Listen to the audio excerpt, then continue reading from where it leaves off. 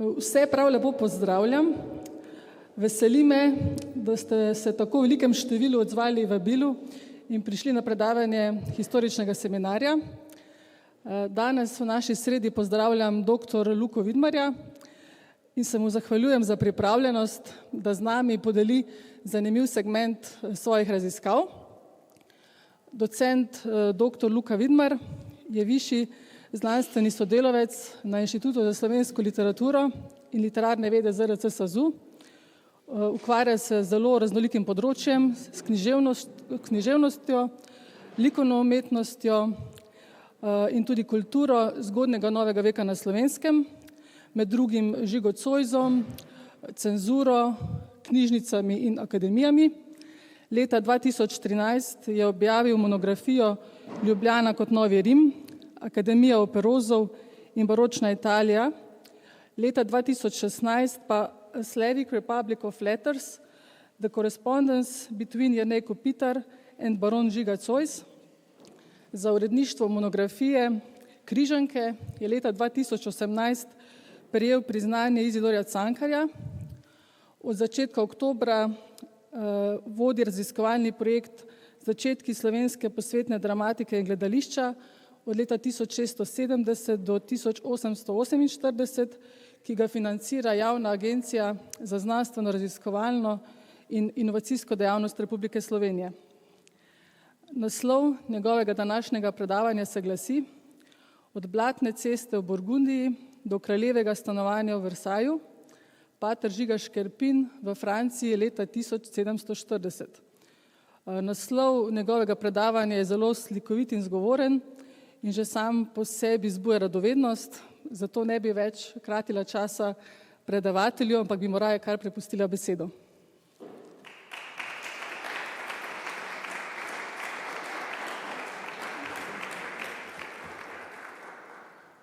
Hvala lepa za prijazno predstavitev. Zahvaljujem se novemu vodstvu historičnega seminarja za vabilo in mu želim uspešno delo. To novo vodstvo, ki traja samo nekaj dni, že kaže lepe uspehe. Najprej bi spregovoril nekaj besed o našem glavnem junaku, patru Žigu Škerpinu, ki se je rodil leta 1689 v ugledni meščanski družini v Kamniku in dobil pri krstu ime Jurij Friderik. Leta 1703 je v samostanu Nazarje stopil v frančiškanski red, kjer si je nadel ime Žiga, Sigismundus. Leta 1712 je bil ordiniran po uspešno končanem študiju na frančiškanskih visokih šolah in potem je kot lektor filozofije in teologije predaval bogoslovcem, med drugim v samostanu na Trsatu pri Reki. Za pouk je napisal več filozofskih del v latinščini, ki so ostala v rokopisu, so se pa ohranila, naprimer komentarje Aristotelove fizike. Najvišje službe v frančiškanskem redu je opravljal v 30 in 40 letih 18. stoletja. Dvakrat je bil provincial hrvaško-kranjske province tega reda, poleg tega je bil pa vizitator samostanov v madžarski, avstrijski, beneški, rimski in bavarski provinci. Prišel je v samo vrhovno upravo frančiškanskega reda, leta 1736 ga je papež Klemen XII imenoval za generalnega prokuratorja, to je bila ena najvišjih funkcij v redu, pozneje je postal tudi član generalnega definitorja.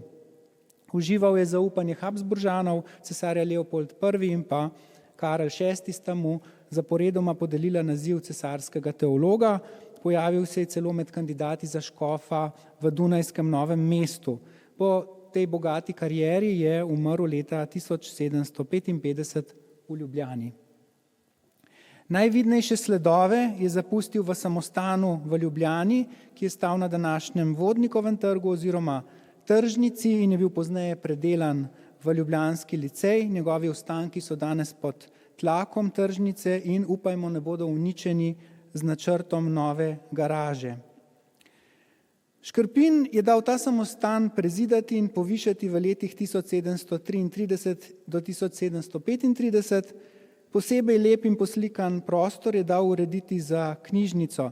Zanjo je s pomočjo donatorjev na svojih službenih potovanjih z lastnim denarjem načrtno kupoval tako novejše kot starejše knjige, med drugim inkunabule, se pravi prvotiske do leta 1500, pa ne le z področja teologije, ampak tudi z področja prava, zgodovine, medicine in naravoslovja. Med pridobljenimi knjigami je bila tudi uradno prepovedana Kopernikova knjiga o kroženju nebesnih sfer iz bazelske izdaje iz leta 1566. Kot vidite, je Škrpin na ta način kupljene knjige nalepil poseben tiskan ex libris, ki je dokumentiral te nakupe. Leta 1740 se je Škrpin kot predstavnik hrvaško-kranjske province udeležil generalnega kapitla frančiškanskega reda v Valladolidu, kjer je sodeloval pri volitvah novega vodstva in obravnavi drugih vprašanj. Ves čas potovanja, ki je trajalo dobrih 7 mesecev, od januarja do septembra 1740, je natančno beležil svoje doživetja, teh je bilo veliko, in po vrnitvi je na podlagi popotnih zapiskov v lepopisu dokončal ali pa dal dokončati delo z naslovom Diarium oder kurze Beschreibung der Reis. Ta rokopis je namenil, kot je pojasnil v dolgem podnaslovu, uporabi tistih, ki bi v prihodnjih letih še potovali na generalni kapitel v Valladolid. Podobne popotne dnevnike in poročila so sestavljali tudi drugi frančiškani, ki so se udeleževali generalnih kapiteljev. Med njimi je bil recimo Poljak Protazi Neverani, ki je potoval na isti generalni kapitel kot Škrpin, torej v Valladolid leta 1740, samo da njegovo poročilo ni tako bogato. Škrpinov rokopis se je do danes k sreči ohranil v knjižnici frančiškanskega samostana v Kamniku, odkoder je Škrpin tudi doma. Raziskovalci so ga doslej samo omenjali, niso ga pa podrobneje analizirali. Torej, raziskave tega rokopisa potekajo v zadnjih letih. Inštitut za slovensko literaturo in literarne vede je v okviru tega naročil tudi prepis, ki ga je opravil Vojko Pavlin, in pa tudi digitalizacijo rokopisa v pripravah na morebitno izdajo in pa seveda raziskave. Kodeks je, kot vidite, vezan v rjavo usnje, vsebuje 260 gosto popisanih in še nekaj dodatnih praznih strani. Besedilo je v nemščini. Samo nekaj posameznih odlomkov, pasusov, fraz je v latinščini. Približno polovico rokopisa je napisala ena roka, verjetno Škrpinova, in nadaljevanje druga, očitno pomočnikova roka. Škrpin se je na potovanje dobro pripravil. Na prvi pogled je presenetljiva njegova izbira poti v Španijo, ki jo ponazarja spodnja rdeča linija. Torej Škrpin je potoval, kot vidite, iz Ljubljane na Koroško in se je potem ob reki Dravi pomikal proti zahodu. Skozi Alpske doline je potoval med Svetim rimskim cesarstvom in Švico in se potem skozi Alzacijo in Burgundijo spustil proti jugu v Španijo. Potovanje čez severno Italijo, čez Patsko nižino, bi bilo gotovo krajše, hitrejše in manj naporno. Potekalo bi po ravnini in v milejših vremenskih razmerah. Res je sicer, da je na severu, v Porenju in pa na Tirolskem in na drugih habsburških ozemljih Škrpin lahko pričakoval posebno naklonjen sprejem, ampak tudi na jugu bi pravzaprav prečkal kar nekaj habsburških ozemelj, zlasti Milansko in Paramsko vojvodino. Tako da, po mojem mnenju, se je Škrpin za to pot odločil zato, ker je želel si ogledati čim večji del Francije in pa njene mreže frančiškanskih samostanov. Kot že omenjeno, je deloval v 30 letih kot vizitator in je spoznal praktično večji del mreže frančiškanskih samostanov v Evropi, Francije pa še ni poznal.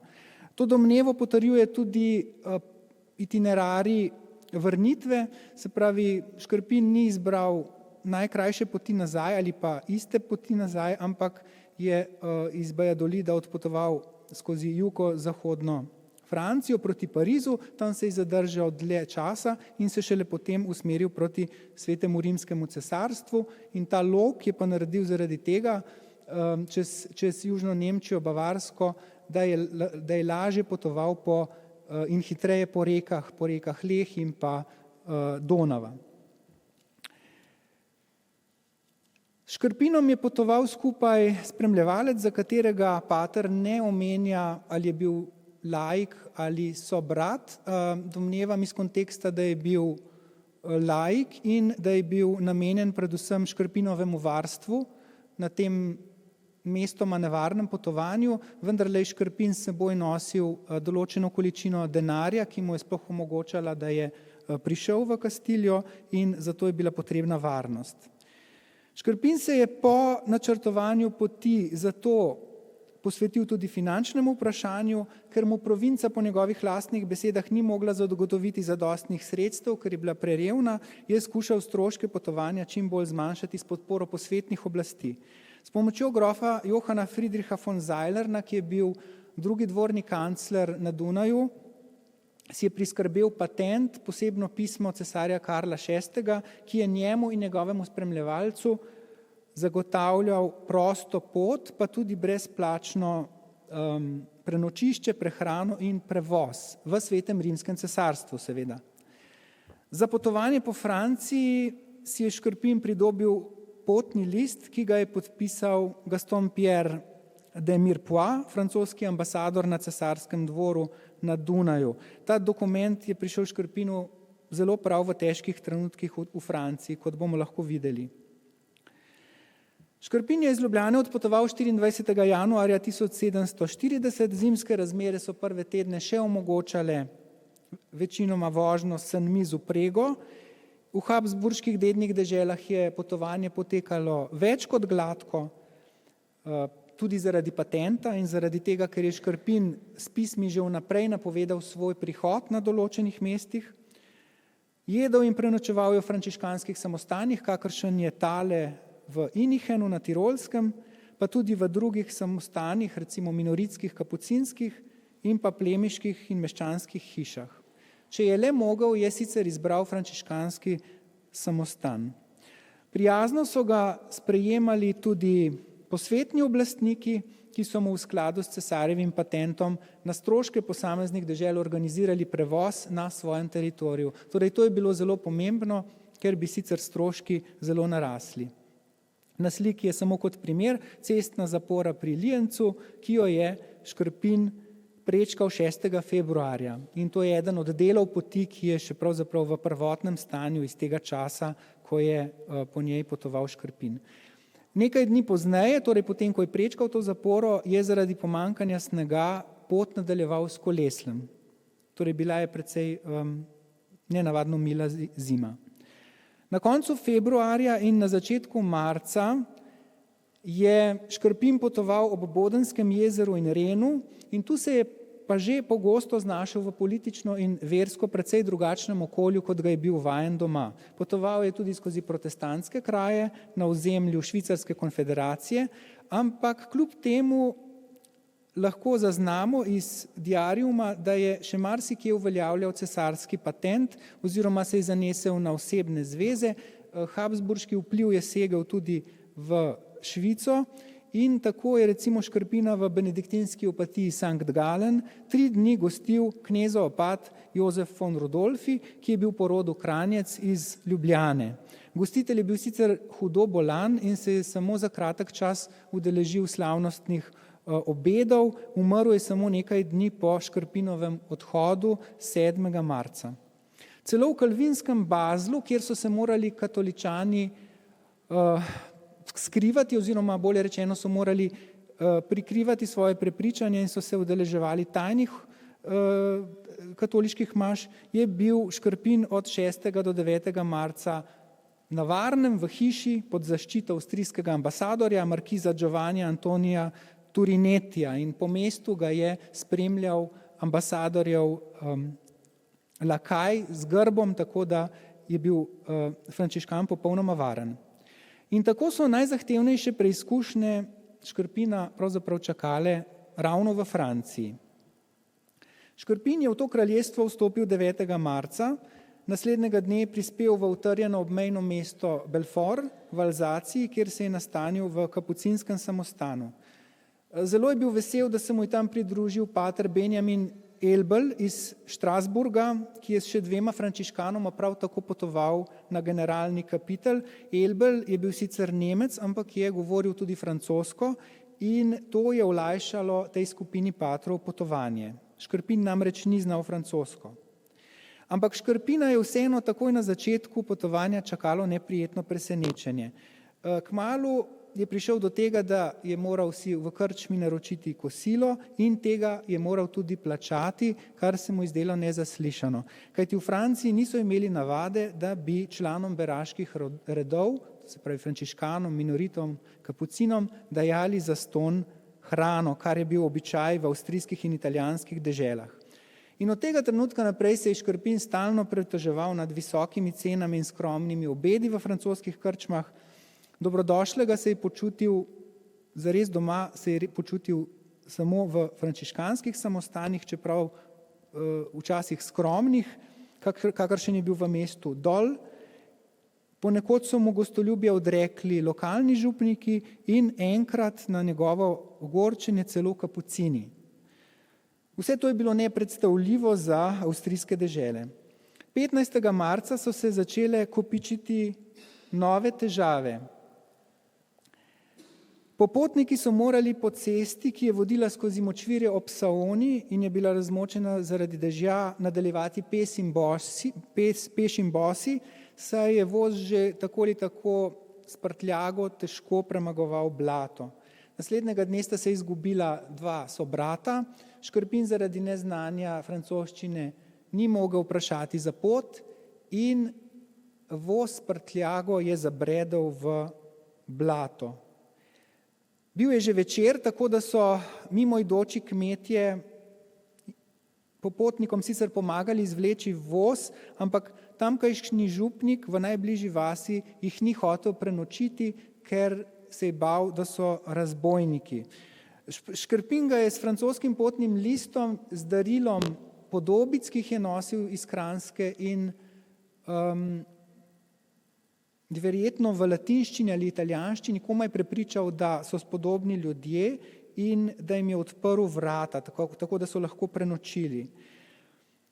Pozneje se je družba spet našla in je potem od vsega vznemirjenja 3 dni počivala v frančiškanskem samostanu v mestu Chalon-sur-Saône, ampak vznemirjenjem še ni bilo videti konca. Nasploh sta bili Alzacija in Burgundija za Škrpina najbolj stresni deželi. Frančiškani so nadaljevali pot z ladjo, kar je šlo veliko hitreje in lažje, in ta je po Saoni plula v Lyon. V Turnuju so skočili na kosilo k sobratom, ampak ladja jih ni počakala in je odplula naprej skupaj z njihovo prtljago. Ko je Škrpin to videl, je tekel za njo, ampak je bil prepočasen in v neki vasi je potem prepričal tamkajšnjega poštnega mojstra, da sta z konji hitela za ladjo in jo zvečer dohitela v Masonu. Tega mojstra je lahko prepričal zaradi tega, ker se je vmes že naučil nekaj francoskih fraz, poleg tega pa je uporabil že preizkušen trik s podobicami. Torej, to je v Franciji očitno delovalo. Prav zanimivo bi bilo vedeti, kaj je bilo na teh podobicah, ali so bile kranjske. Škrpin je skratka ladjo ujel in je potem zvečer skušal na njej zaspati, ker je šlo za nočno vožnjo, vendar je zaradi bučne zabave potnikov ostal buden, ni mogel zatisniti očesa, ali kot je zapisal, na njej, na ladji, je bilo namreč veliko ljudi, vojakov, ki so delno kartali, delno preizkušali različne poze z ženskami.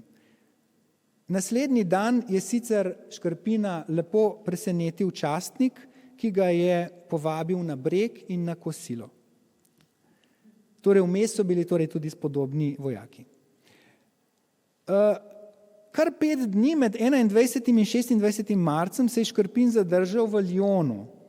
Zelo je pohvalil Kraljevi trg, danes bolj znan kot Place Bellecour, za katerega je ocenil, da je celo večji in lepši od trga svetega Marka v Benetkah. To je bila najvišja možna pohvala.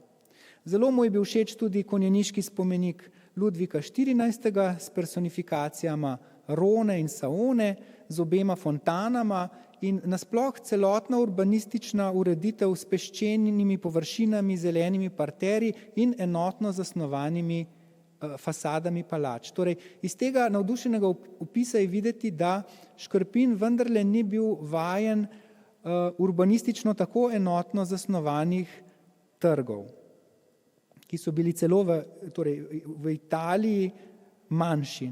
Place Belcourt je eden največjih, če ne največji trg v Evropi.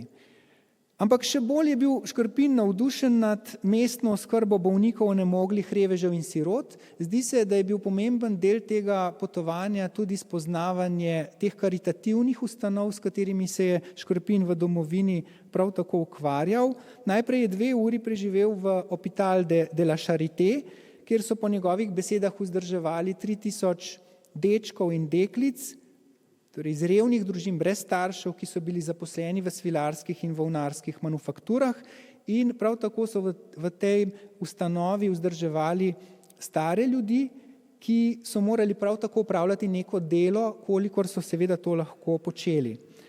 Nato se je napotil v Hôtel Dieu, v katerem so zdravili več kot 3000 bolnic in bolnikov. Škrpin je zapisal: presenetljiva je velika urejenost in čistost teh bivališč in postelj, od katerih ima vsaka zeleno zaveso. Tamkajšnja lekarna je nadvse velika. V njej delajo le ženske, ki so vse enako oblečene, na prsih pa nosijo srebrn križ. Torej, lahko razumemo Škrpinovo navdušenje nad urejenostjo teh ustanov, ki so v taki velikosti in v taki zasnovi bile običajne v Habsburški monarhiji šele pod Jožefom II. V Ljubljani seveda v novi bolnišnici na Ajdovščini. 29. marca so popotniki prišli v Avignon, v katerem je Škrpin opazil vrsto posebnosti povezanih seveda s pripadnostjo tega mesta in pa grofije papeški državi. Ugotovil je, da v mestu deluje huda inkvizicija, ki je naperjena proti drugovercem, zlasti hugenotom, in zapisal: papež daje Avignon nadvse natančno nadzorovati. Ni dovolj, da vedo, kakšni tujci prihajajo v mesto in kje so nastanjeni, ampak obiskujejo po noči vse hiše in naokrog štejejo, koliko ljudi leži v posteli. Torej, Škrpin je bil seveda katolik, ampak režim v Avignonu se je, to je nekako posredno razbrati iz teh opisov, zdel celo njemu izjemno strog. Med drugim si je potem zabeležil tudi, da morajo tamkajšnji Judje enkrat na teden poslušati pridigo, torej šlo za podobno navado kot v Rimu. Možje morajo nositi rumen klobuk, ženske pa rumen trak okrog glave. Šlo je za navado, ki je veljala za Jude v Avignonu še iz srednjega veka in jo je pater Škrpin lepo dokumentiral še v 18. stoletju. Škrpin si je v Avignonu za lažje potovanje kupil muli, v naslednjih dneh pa še kolesel, tako da je lažje potoval, kajti po nekaj dneh jahanja ga je tako vse bolelo, da se je odločil, da potrebuje še kolesel. V frančiškanskem samostanu v Avignonu je srečal še mladeniča iz Piemonta, ki je želel postati frančiškan. To je bilo zelo koristno, ker je govoril italijansko in francosko, se pravi, se je Škrpin z njim lahko sporazumeval in hkrati ga je lahko uporabil za sporazumevanje z domačini. Dogovorila sta se, da bo mladenič potoval skupaj s Škrpinom in njegovim ljubljanskim spremljevalcem v Valladolid, skrbel za muli, v zameno pa bo dobil hrano in par čevljev, hkrati pa bo seveda se pripravljal tudi na to, da postane frančiškan. Torej, ta ljubljanska odprava je torej zdaj štela že 3 člane. Škrpin je v naslednjih dneh spoznaval, da je verska situacija na jugu Francije resnično drugačna kot recimo v Italiji ali pa v avstrijskih deželah, kompleksna.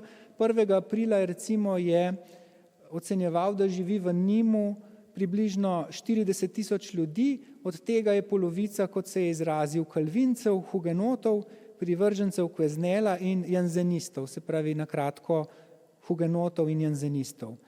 Veliko bolj kot ta verska pestrost so ga navduševale odlične ceste in rimski spomeniki, v Nimu tako imenovani Dianin tempelj, ki je verjetno knjižnica, in pa seveda znameniti akvedukt pri Nimu. Tega je videl v neokrnjeni obliki, še preden so ob njem postavili nov most. Podobno mešane občutke je imel tudi v Montpellierju, se pravi kritičen je bil do prebivalstva. To naj bi bilo, kljub temu, da je šlo za rojstno mesto svetega Roka, katoliško le v 2/3, hvalil je pa ustanove in stavbe, tako kot drugje v Franciji. Vidite, da gre za vzorec. Zapisal je recimo, da je mesto znano po posebej lepih ženskah, ki pa se predajajo brezdelju, saj jih je tudi sam videl, bodi si posedati pred hišami, bodi si se sprehajati. Na drugi strani je pa pohvalil znamenito univerzo, posebej medicinsko fakulteto, kjer je študiral Rabelais, in zabeležil si je tudi znano tradicijo, po kateri si mora vsak študent medicine pred zaključkom študija nadeti Rabelaisjevo obleko.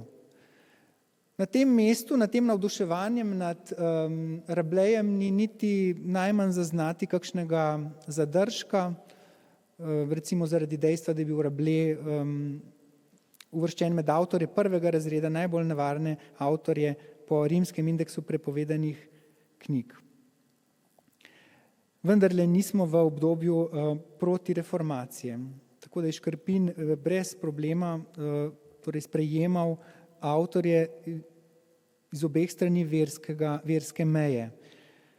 Škrpin je proti meji vse bolj opažal prisotnost španske kulture, dobro je vedel, to je razvidno iz diariuma, iz povzetkov lokalne zgodovine, ki jih ves čas vključuje v svoj rokopis, da je deželo Roussillon francoska vojska osvojila šele ob koncu 30-letne vojne in tako je recimo v Perpignanu opazil, da so moški oblečeni po francosko, ženske pa po špansko.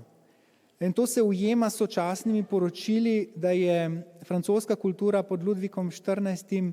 Delno že osvojila to deželo, dokončno je pa prevladala med lokalnim prebivalstvom šele v 19. stoletju. 9. aprila zjutraj so začeli popotniki prečkati Pireneje, hodili so peš, muli sta stežka vlekli kolesel, ker je bila cesta strma, in v francoski obmejni trdnjavi Bellegarde, zunaj trdnjave so morali vojakom pokazati potne liste. V prvem katalonskem mestu La Jonquera so po maši dobili zastonj kosilo, kar je bilo seveda odlično znamenje. Škrpin si je v tem trenutku olajšano zapisal: Francozi, ki jih vidiš le redko moliti, ne kažejo nobenega spoštovanja, še manj naklonjenosti do duhovščine, Španci pa posebej globoko cenijo habit svetega Frančiška. In to je bil vtis, ki se je potem ponavljal tudi v naslednjih dneh, ko je Škrpin potoval po Španiji. Potovanje po Španiji je trajalo več kot mesec dni. V Valladolid je prišel 18. maja zvečer in se je nastanil v frančiškanskem samostanu, ki danes ne stoji več. Ta samostan je v času generalnega kapitla gostil približno 900 redovnikov z vsega sveta, urejenih je bilo več refektorijev in pa najeti so bili tudi glasbeniki. Po končanem zasedanju je Škrpin 13. junija z obema spremljevalcema odpotoval proti Pamploni in nato se je začel 24. junija vzpenjati po pobočju Pirenejev proti Franciji. Na tem mestu, pa tudi na mnogih drugih, ki jih ne omenjam, ker jih je veliko, diarium dokazuje, da je Škrpin odlično poznal politično zgodovino Evrope in tudi spremljal sočasno dogajanje na evropskih dvorih. Tako da dam tu samo primer, da je se v vasi Roncesvalles pred špansko-francosko mejo spomnil frankovskega vojskovodje Rolona, ki je leta 778 na tem kraju umrl, ko je varoval umik vojske Karla Velikega in samo malo naprej, tik pred meje, se je pa na ravnici pred mejo spomnil, da so Francozi eno leto prej Špancem tukaj predali francosko princeso Luizo Elizabeto, hčerko kralja Ludvika XV., ki je odhajala v zakon s španskim infantom. Po prečkanju meje so se ponovile težave prvih dni potovanja po Franciji, torej ne moremo se znebiti občutka, da je šlo tudi za psihološko zadevo, torej Škrpin se v Franciji dejansko ni počutil tako sproščenega, kot recimo v Španiji, Italiji ali v Avstriji, in je takoj zapisal: in ker smo bili od Francozov deležni prav malo ljubezni, torej po prečkanju meje, smo se nastanili v krčmi, kar smo morali drago plačati. Torej nekaj, kar je bilo nepredstavljivo v Španiji. Nato je ena od mul obtičala v globokem blatu, torej se je ponovila nesreča na cesti in po pol drugi uri prizadevanj so to mulo komaj izvlekli 4 možje. 27. junija so popotniki prišli v Bajon, kjer so počivali 3 dni in kjer se je Patrovo razpoloženje po spet predvidljivem vzorcu izboljšalo. Vidite, da se v Franciji te prijetne in neprijetne izkušnje Škrpina izmenjavajo. Nikakor ne prevladujejo samo neprijetne. Škrpin je imel tukaj dovolj časa, da se je nekoliko sprostil in si je pazljivo ogledal zlasti utrdbe, ki jih je za Ludvika XIV. Zgradil inženir Vauban. Vaubonove obrambne sisteme je opazoval tudi v Alzaciji in Burgundiji. Tudi to je bilo nekaj, kar je Patra zelo impresioniralo. Zapisal si je, da sestavljata mesto Veliki in Mali Bajon, obe četrti sta dobro utrjeni, in da bi bilo mogoče iz citadele, ki jo vidimo na levi, obstreljevati celotno okolico mesta, vključno z reko, kar je seveda držalo. Ker je imel več časa, je opazoval tudi vsakdanje življenje in si je recimo zapisal, da tukajšnje ženske držijo v naročju in ljubkujejo majhne psičke, ki so čisto podobni bolonskim. Nekoliko nenavadno se mu je zdelo tudi, da se otroci ves čas, torej cel dan kopajo v reki.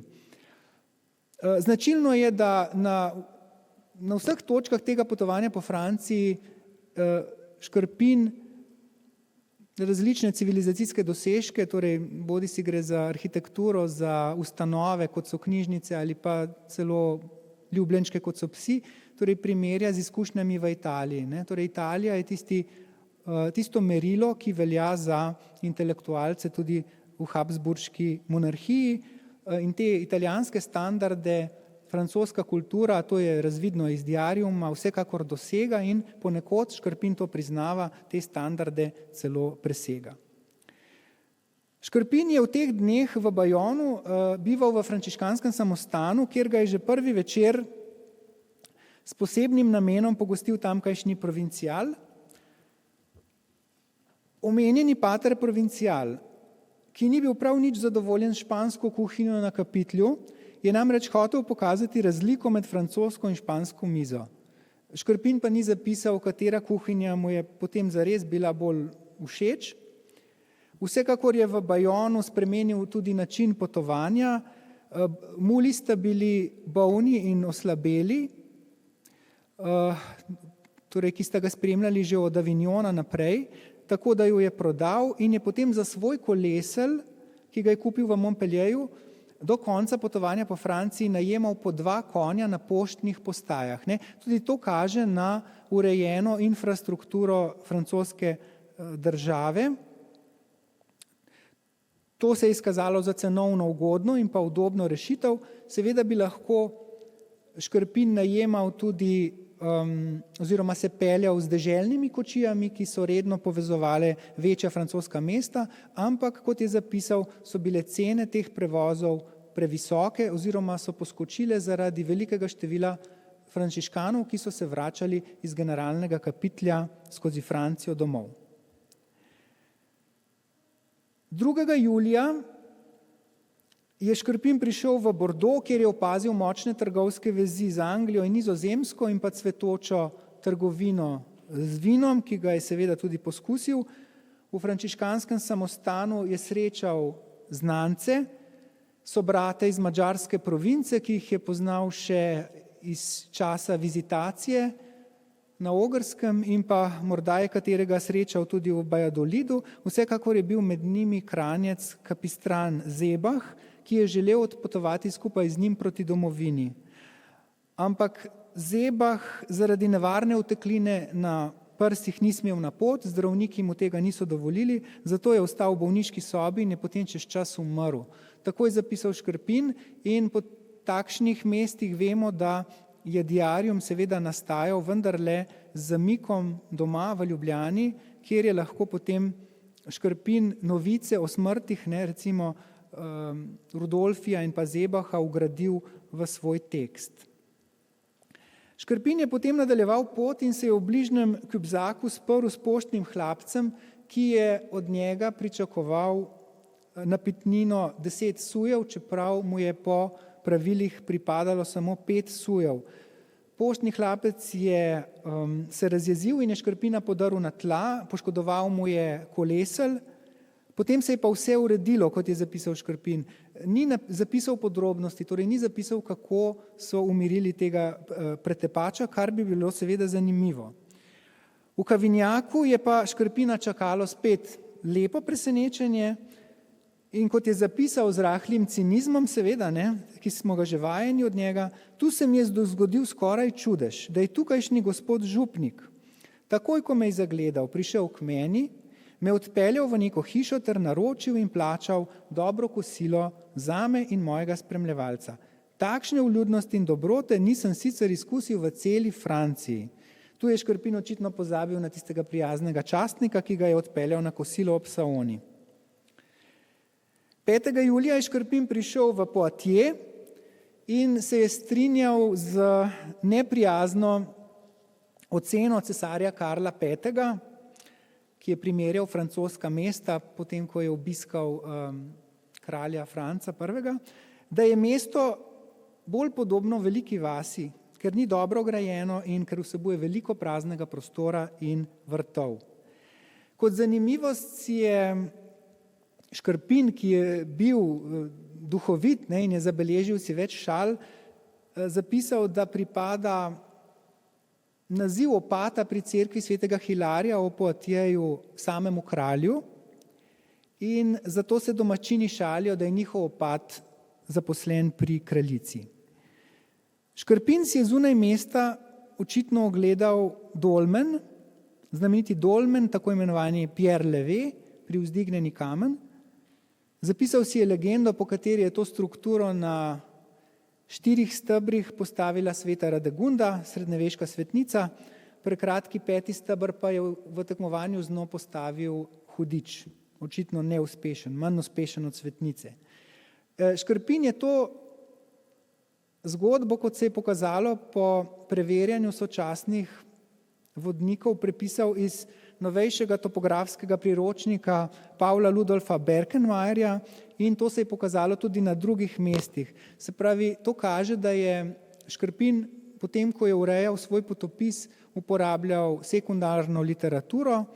Ta Berkenmayerjev vodnik je izšel 2 leti pred njegovim potovanjem in je pravzaprav zelo podrobno opisoval evropska mesta, njihove spomenike in pa osebnosti.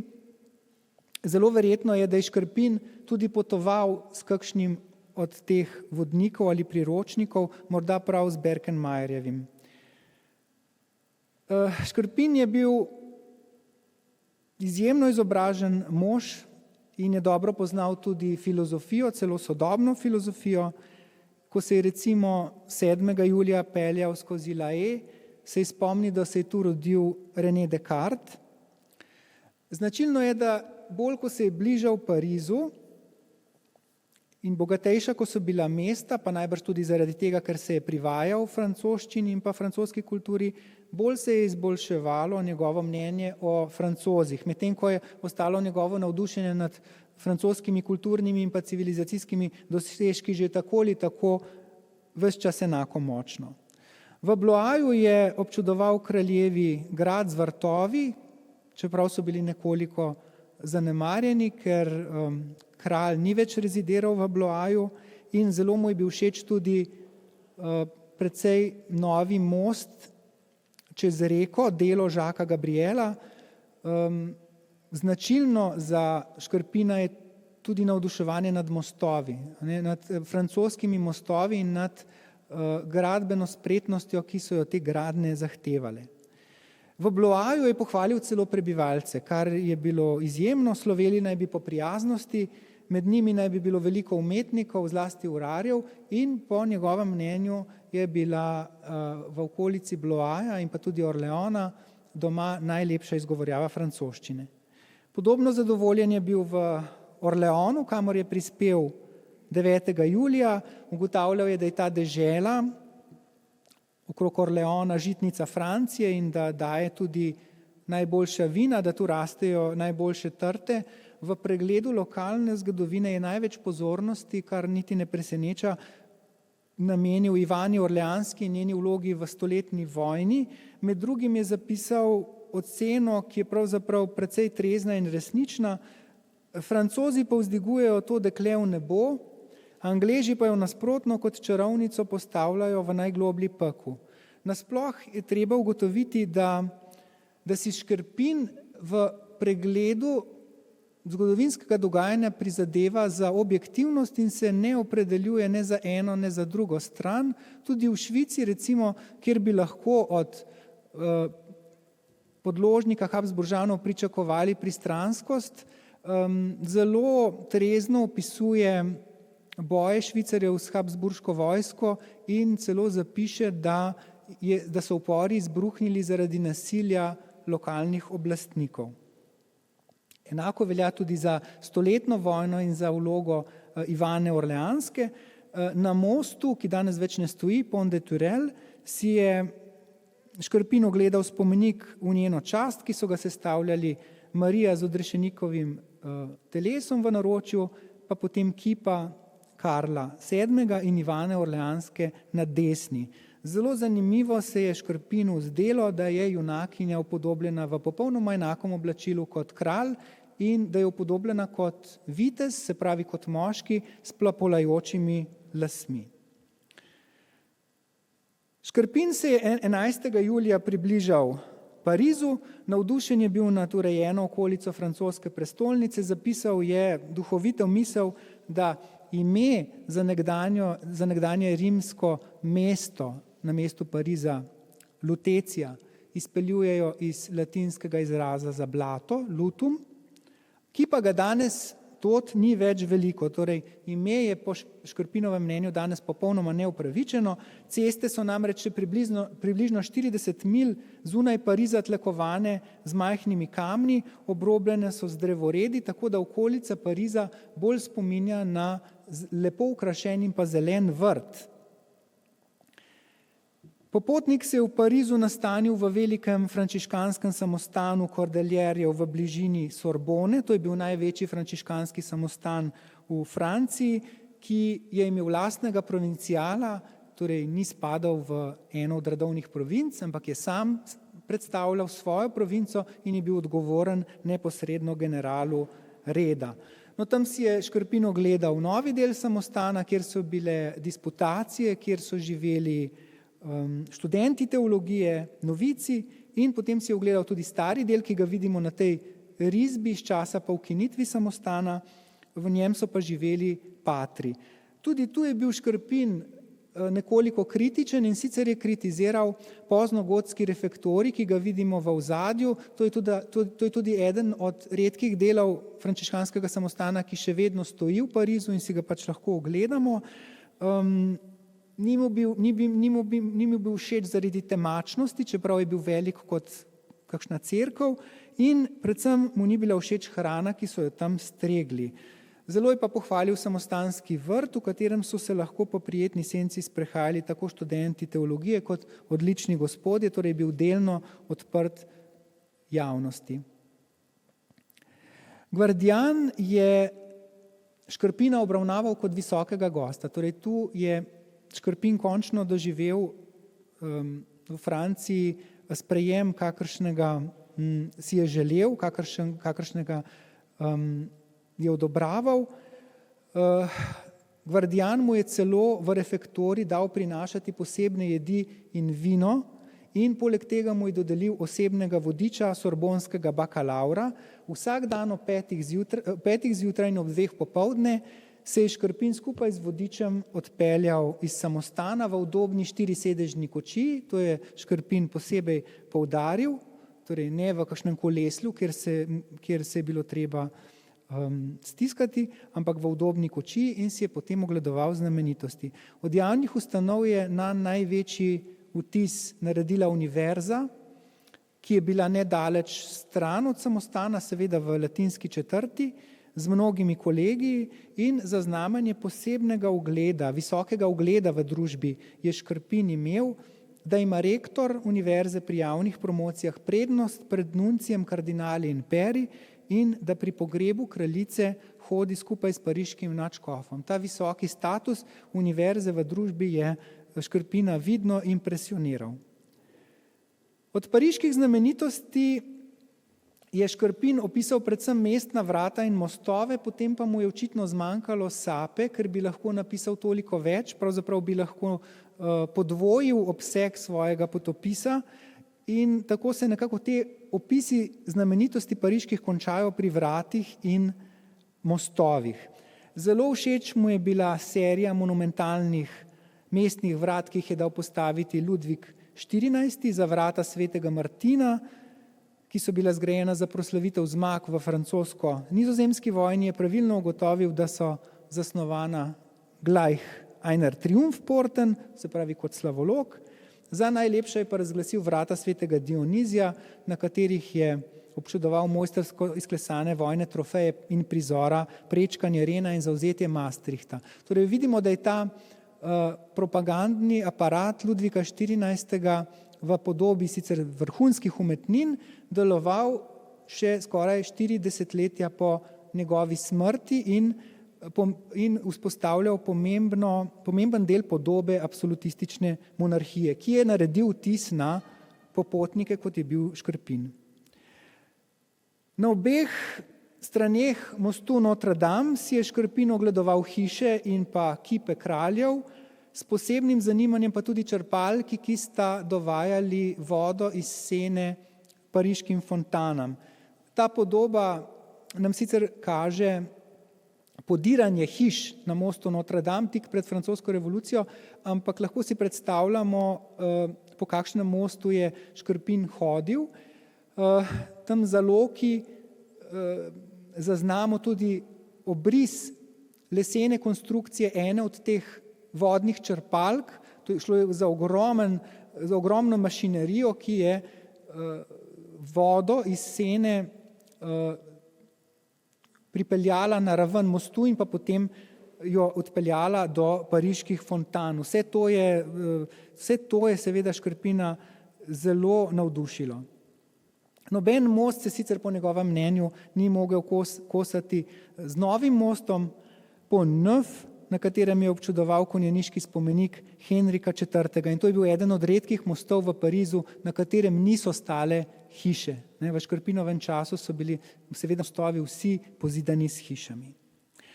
14. julija se je Škrpin v kraljevi kočiji, ki so mu jo najbrž priskrbeli pariški sobratje, zastonj odpeljal v Versailles, kjer se je nastanil v samostanu frančiškanov. Ta je stal tik ob kraljevi palači. Škrpin je ugotovil, po pričakovanju, skoraj bi bili razočarani, če ne bi bilo tako, da ni v Evropi nobene stavbe, ki bi bila kraljevi palači v Versaillesu enaka po lepoti in po simetriji. Najlepša se mu je zdela vrtna fasada, kar je, lahko rečemo, znamenje njegovega dobrega okusa, zaradi tega, ker fasada proti Parizu in proti dvorišču je vendarle zaznamovala slogovna neenotnost in je ta slogovna neenotnost zanjo značilna še danes. Na tem mestu tudi nekako zaslutimo, da je, in na več drugih v potopisu, da je Škrpinu bil blizu klasicistični stok baročne umetnosti in zaradi tega mu je tudi francoska umetnost poleg italijanske prirasla k srcu. Opozoril je, da je na tej strani ena sama dvorana, se pravi zrcalna dvorana, ki vzbuja vseh tujcih občudovanje. Obložena je namreč, kot je zapisal, z marmorjem, okrašena s pozlato, slikami najboljših mojstrov in prekrasnimi, dragimi ogledali. Škrpin se sicer ni udeležil takšnega dvornega plesa, ampak je pa dvorano videl v vsem sijaju podnevi, ko mu jo je razkazal vodič. Škrpin se je pravzaprav še bolj navdušil nad Herkulovo dvorano, ki predstavlja nekakšen pomik proti baročnemu klasicizmu in je bila dokončana samo 2 leti pred njegovim prihodom. To je razglasil za najsjajnejšo v Evropi in v njej je občudoval zlasti sliki Pavla Veronezeja. Za večerjo v Simonovi hiši je pravilno zapisal, da je prišla v Versailles kot darilo Beneške republike. In na koncu je ponosno poudaril, da je v Versaillesu obiskal auch die Königszimmer bei dessen Abwesenheit, se pravi tudi sobo kralja v njegovi odsotnosti. In s tem je mislil na kraljevo stanovanje v prvem nadstropju palače s paradno spalnico. Ta potopis je pomemben še zaradi tega, ker Škrpin omenja in na kratko opisuje stopnišče ambasadorjev, torej še eno gradnjo Ludvika XIV., ki je pa izginila samo čez nekaj let, ko jo je Ludvik XV. Pregradil v stanovanja svojih hčerk in danes seveda ne obstaja več. Škrpin je nato obiskal še vrtove, ki jih je označil za eno od čudes novega sveta, ki prekaša zelo verjetno Semiramidine vrtove. V Babilonu zabeležil si je, da so vrtovi odprti dan in noč, da dovajajo vodo zanje posebne in drage črpalke in da delujejo nekatere fontane ves čas, nekatere pa le določen čas. Ta pripomba je pomembna, ker potrjuje sočasna poročila, da črpalka v Marliju, ki jo je zgradil Ludvik XIV. Zaradi slabšega delovanja, zaradi starosti ni več dovajala zadostne količine vode v versajske fontane in niso delovale s polno močjo. V bližini oranžerije si je Škrpin ogledal še znameniti Lenotrov labirint, kjer so bile kiparske skupine, ki so upodabljale Ezopove basni. Tudi na tem mestu je diarium dragocen zaradi tega, ker tega labirinta danes ni več. Obiskal je potem še palačo Trianon, ki ga je ravno tako navdušila. 16. julija se je Škrpin vrnil v Pariz in naslednjega dne odpotoval naprej. Od Pariza naprej je diarium zelo redkobeseden, opisi krajev in znamenitosti so kratki, ponekod so nadomeščeni samo z omembami, večinoma manjkajo celo datumi. Očitno je Škrpinova vnema za zapisovanje popotnih opisov po tem pariškem vrhuncu popustila. Vemo pa za linijo njegovega potovanja, to se da rekonstruirati, torej iz Pariza je potoval proti jugozahodu, skozi Troyes, Langres, Belfort in konec julija je dosegel Basel, kjer je bil spet gost avstrijskega ambasadorja. Potem se je vračal čez Bavarsko, kot rečeno, od Augsburga se je po reki Leh spustil do Rajna in nato po Donavi do Dunaja in v Ljubljano se je srečno vrnil, kot nas obvešča zadnja stran dnevnika 10. septembra 1740.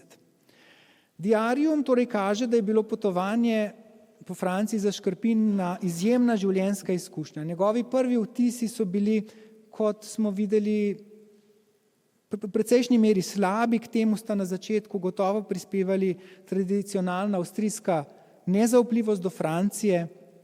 Avstrija in Francija sta bili tradicionalni nasprotnici in sta postali zaveznici šele v 7-letni vojni. Tako da k temu začetnemu slabemu počutju je najbrž prispevalo tudi slabo znanje oziroma neznanje francoščine. Škrpin se je, kot smo videli, ves čas pritoževal nad premalo spoštljivim odnosom Francozov do duhovščine, nad splošno negostoljubnostjo in visokimi cenami. Ampak kmalu se je vendarle za silo privadil francoščini in je začel francosko kulturo in družbo opazovati manj neobremenjeno.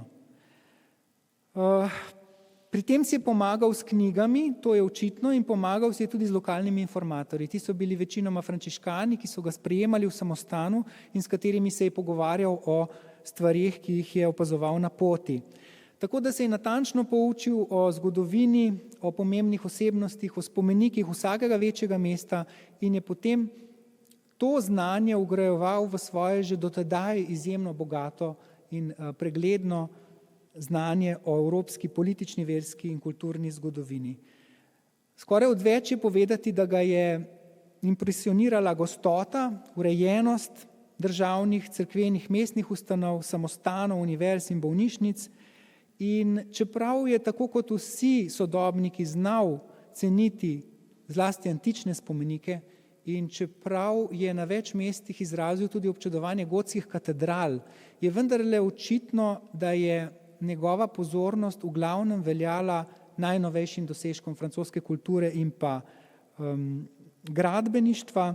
Navduševal se je zlasti nad novimi cestami, mostovi, črpalkami, kanali, fontanami. Med drugim je zelo pohvalil tudi kanal du Midi, ki je pod Ludvikom XIV. Povezal Sredozemsko morje z Biskajskim zalivom in tako naprej.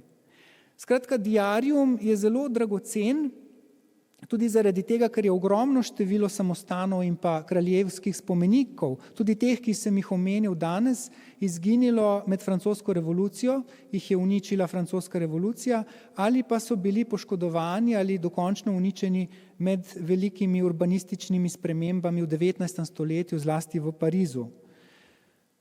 Na koncu se samo še z eno mislijo lahko dotaknemo Škrpinove miselnosti, kot se odraža v diariumu, zlasti v tistem delu, ki opisuje potovanje po Franciji. Ta miselnost ostaja v vseh pogledih baročna, pred pragom razsvetljenstva, utemeljena je v antični kulturi, v srednjeveški duhovnosti, v zgodnjenovoveškem humanizmu, sprejemajoča tudi že racionalizem, torej zlasti v pogledih na zgodovino je Škrpin racionalist, tu ni več prostora za praznoverje, je pa to vendarle miselnost, ki je vpeta v svet, ki ga obvladujeta katoliška cerkev in absolutistična monarhija.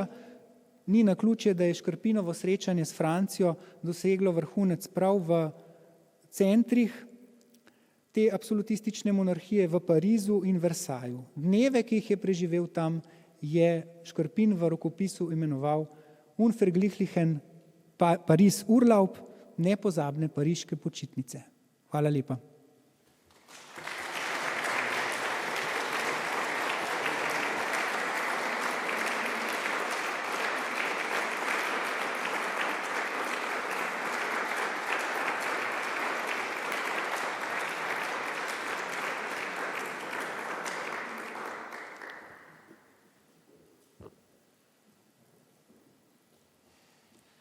Luku se zahvaljujem za zelo zanimivo predavanje in za to, da nas je z bogatim gradivom popeljal v Škrpinov čas.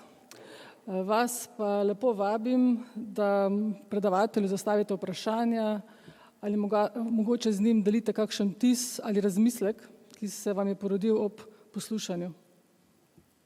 Lepo povabljeni.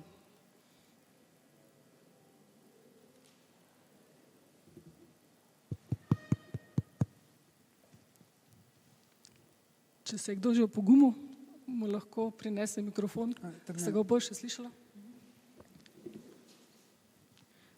Ja, spoštovani dr. Luka Vidmar,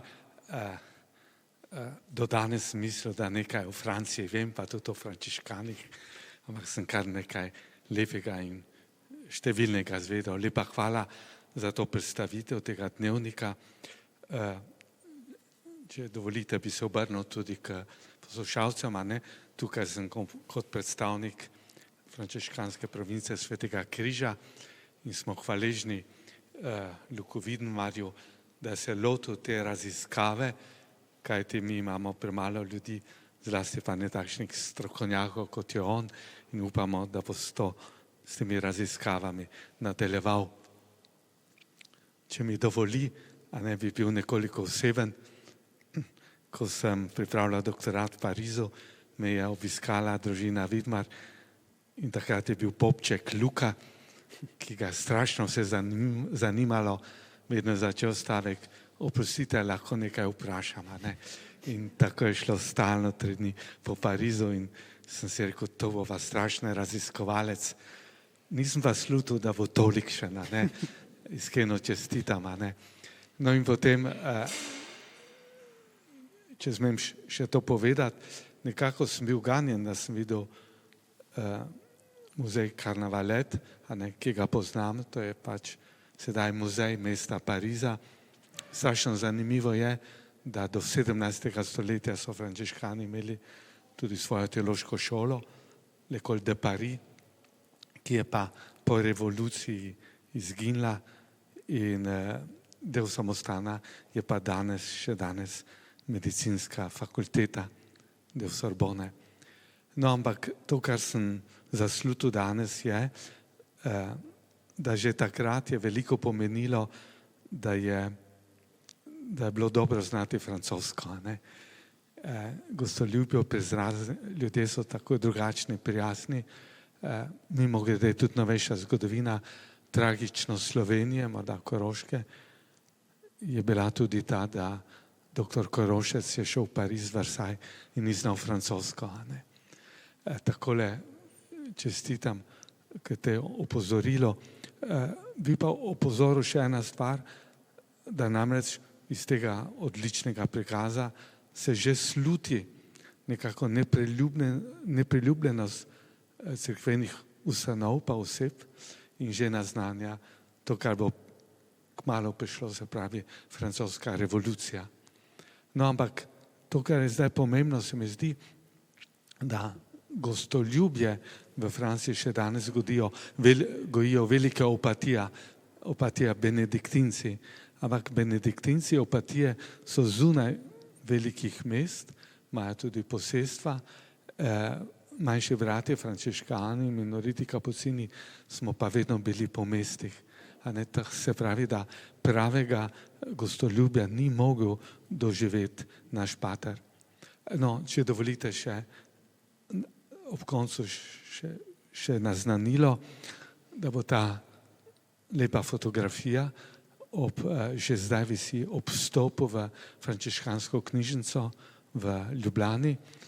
Novembra bo odprta za javnost, ste že zdaj povabljeni in če sem k temu dodati dušno anekdoto, nekako v ustnem izročilu živi, da je bil pater Žiga zelo blag človek in je bil veliki vizitator, se pravi obiskovalec, danes bi rekli inšpektor različnih provinc po Evropi in veste, če pride iz Rima nekdo s vsemi pooblastili generalnega ministra, se ga vsi strašno bojijo in se niso nadejali Kranjeca, ki je bil tako blag, prisrčen in kot pravim, nagijivi komentatorji pravijo, ker je znal zamižati tudi za kakšno oko, poročila v Rim so bila bolj blaga, da so mu odložili za kakšnim sodom knjig. Se pravi, ta jedro te knjižnice, mimogrede naj omenim, za vnukom je to knjižnica, ki ima v Sloveniji največ inkonabel, 115, tako največ jih je pripeljal prav pater Žiga, se pravi prisrčno vabljeni. In še ena stvar, zdaj ne bom dvakrat govoril, dobil sem občutek, ne vem, koliko poznate bogoslužni koledar, danes zgoduje prijatelj apostola Pavla, evangelist Luka in danes beremo v liturgičnem besedilu, da mu je Luka ostal zvest in Pavel piše, edino Luka je ob meni in Luka ga je spremljal Pavla na vseh njegovih potih in je potem napisal tudi apostolska dela, tako da sem imel občutek, da imamo pri Luka Vidmarju novega Luka, ki je pa pater Žiga spremljal na njegovih poti in jaz mislim, da mu lahko za god zaploskamo.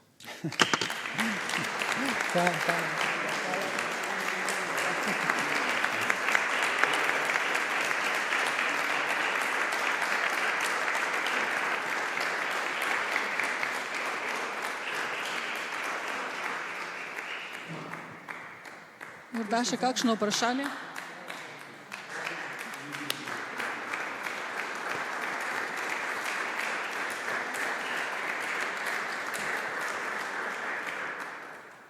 Ja, najlepša hvala. Še kakšno vprašanje, misel?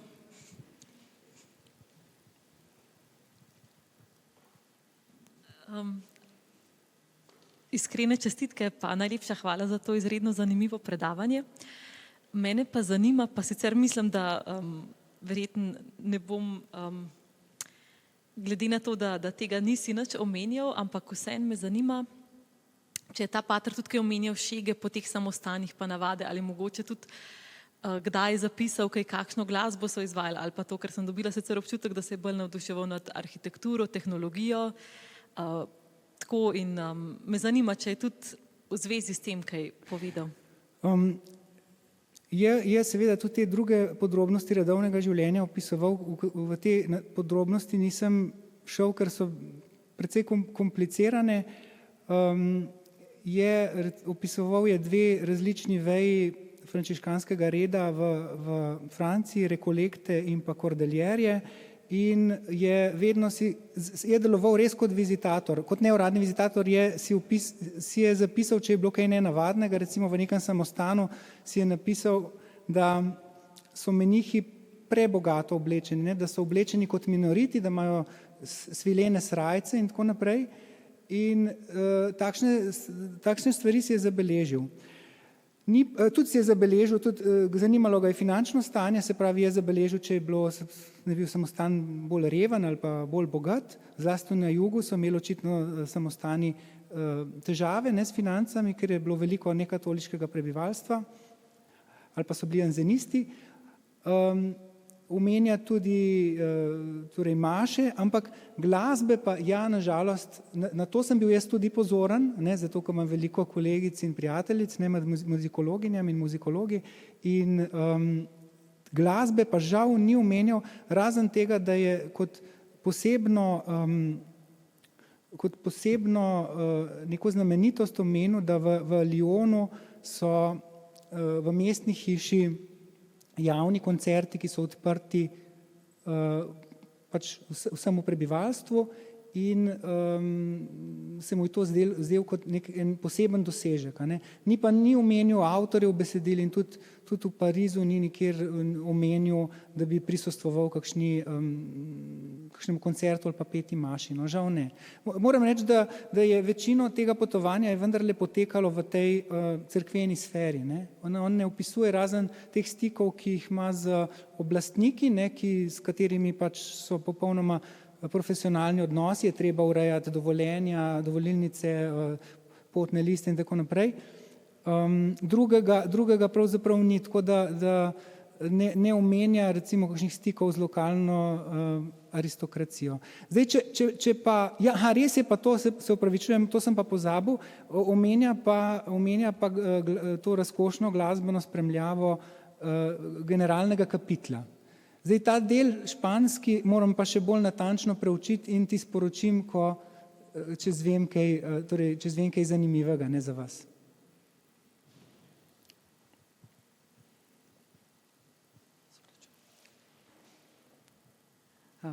Tudi jaz imam eno vprašanje. Glede na to, da gre za, bomo rekli, človeka iz religiozne sfere, sem bila strašno presenečena nad tudi v predavanju poudarjenih opisih, bomo rekli, in socialnih zadev in tudi v bistvu urejanja javne varnosti. Gre za v bistvu neke prakse, ki se jih tudi v bistvu potem v Habsburški monarhiji in tudi na Krajnskem uvaja, zlasti v Ljubljani. Me pa preseneča, je to povezano z v bistvu temi potopisi, ki jih je imel kot predlogo, ali gre to za neko osebni interes, njegov osebni interes? Jaz mislim, da gre za osebni interes, da je on se v tem potopisu, no pa tudi sicer ne v življenju, se kaže kot izjemno zvedav človek, torej inteligenten, razgledan človek, ki ga pravzaprav zanima popolnoma vse. In kot rečeno, on je sposoben tudi te predsodke, ki jih ima, kakršne koli so, ali so to verski, ali so to torej etnični ali jezikovni, jih je sposoben preseči in pravzaprav videti te glavne dosežke francoske države v polni luči. Nekaj, kar je vredno posnemati. On tega sicer ne zapiše, ampak je očitno, da te bolnice, mostovi, ceste, da to presega njegove izkušnje iz avstrijskih in celo italijanskih dežel. V bistvu nad hotelom Dieu v Parizu je bilo strašno navdušen, potem Jožef II. Ja, celo, ne, in to mnogo pozneje. Sej drži, ne, Katarina, da je tudi Jožef II. Želel pravzaprav ta sistem francoskih bolnic posnemati, ne, da je bil to eden od zgledov.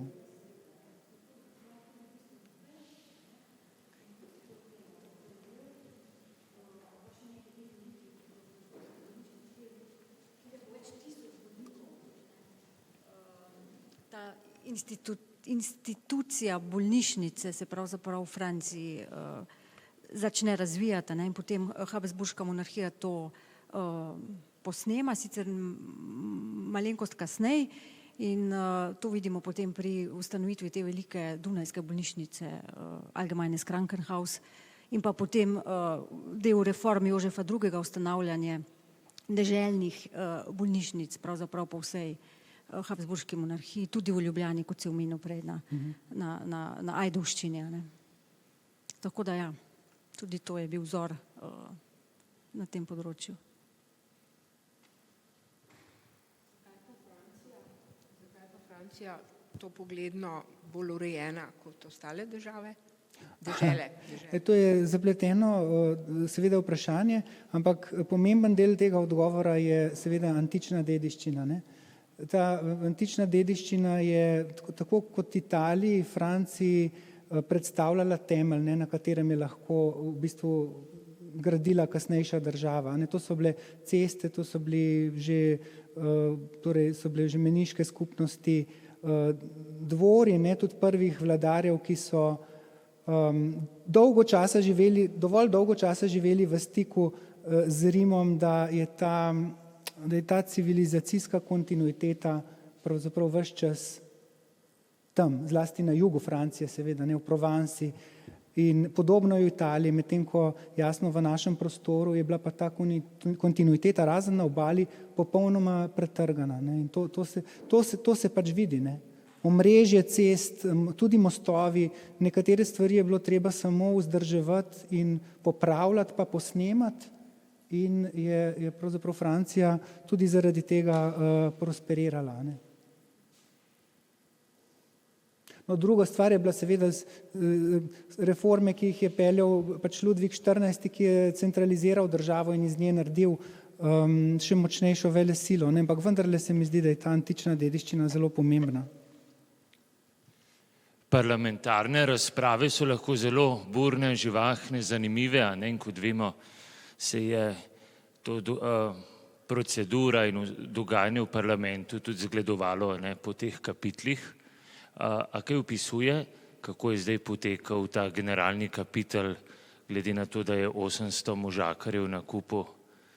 Ja, podrobno opisuje te, ni bil nič, torej ni nič skrival, ne, si je zapisoval stvari, o katerih so razpravljali, ampak kar odkrito povem, da vam podrobnosti ne morem povedati, ker do zdaj sem se osredotočil na Francijo in moja naslednja naloga je, da se osredotočam na Španijo in potem tudi na Švico, ki je čisto en poseben problem in ga je njega tudi samega zaradi tega drugega političnega sistema impresionirala. Ne. Tako da, če dovolite, vam bom na to vprašanje pač odgovoril na nekem posebnem predavanju. Ne. To sem pa pozabil povedati, ne, to mene pač zanese ta ljubezen do antike, ampak jasno, v Franciji je bilo tudi izjemno močno gospodarstvo, ne, torej te ravnine, ki so omogočale večji donos, ne, kot recimo v alpskih deželah, in ta presežek ki je nastal iz trgovanja s temi pridelki, je omogočal razvoj teh francoskih mest, pa gradnjo gotskih katedral, kakršne lahko vidimo. Ne. To v primerjavi s tem so seveda naši kraji revni. Ne. Pa ne, da ne bi smeli biti ponosni na nje, ravno nasprotno. Ne. Še kakšen utrinek vprašanje mogoče? Sicer se pa še enkrat zahvalim tebi, Luka, za zanimivo predavanje, vam pa za tako bogat obisk in vas že kar sedaj vabim na naslednjo predavanje historičnega seminarja, ki bo pa 9. novembra, predaval bo Peter Mikša. Naslov in vsebina pa sledi kmalu.